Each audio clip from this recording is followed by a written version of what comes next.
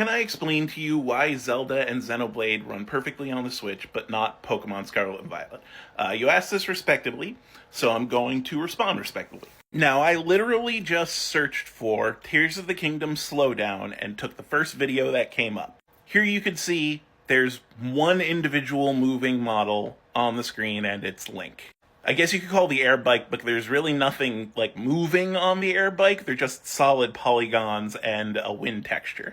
No models, no models, no model. Okay, now there's three enemies on screen, and we get slowdown. You could see in the background there were some extra enemies that were starting to load in. That's around where Breath of the Wild and Tears of the Kingdom start to slow down. It's about 5 to 6 enemies on screen.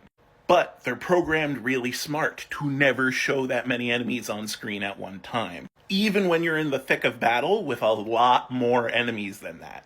Here's Xenoblade. You have the 6 characters that are your party, you have 2 or 3 individual models, and then they bring up the map screen, which causes the game to slow down. Xenoblade is doing the same thing. It's trying to keep the minimum amount of moving models on screen at any given point in time. So you often just get to see the characters that are in battle, that are important, and whatever enemy you are currently facing. And they can keep the moving model number between like 5 and 8 usually. So now let's check Pokemon. Again, this is the first video that I came about when I searched for Pokemon Scarlet and Violet Slowdown, just like the other two.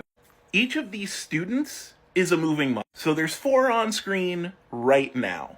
But if we go back to the beginning, you'll see there are 18 moving models just in this classroom. That's why Pokemon Scarlet and Violet runs like ass. They elected to design a game in which there would routinely be more moving models than the Switch can routinely handle. This over here is the first screenshot that I got from Google searching Pokemon Scarlet and Violet. There are 7 individual moving models in this screenshot alone, and it's just a picnic in a wasteland. A good rule of thumb when it comes to game design and game graphics is whatever you think is hard to render isn't, and whatever you think is easy to render is hard. The big open spaces of open world games like Zelda and Xenoblade and Pokemon, that shit is pretty easy to render. Those are just big chunky polygons with textures, and you could do a lot with big chunky polygons with textures. Tinier models with individual movement routines that have a lot of polygons in them,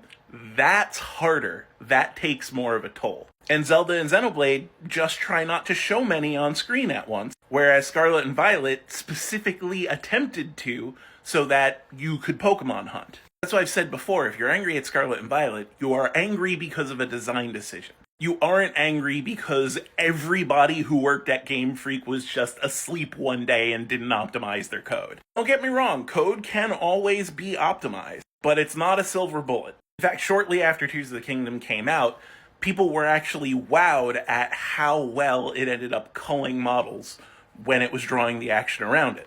They said doing that on the Switch, with the Switch's specs, black magic, dark sorcery. But no, it's just really smart model culling. But again, Pokemon Scarlet and Violet specifically chose to not cull its models so that you could hunt Pokemon from a far distance. It's a design decision, possibly a bad one, but it was a design decision. It wasn't just incompetence.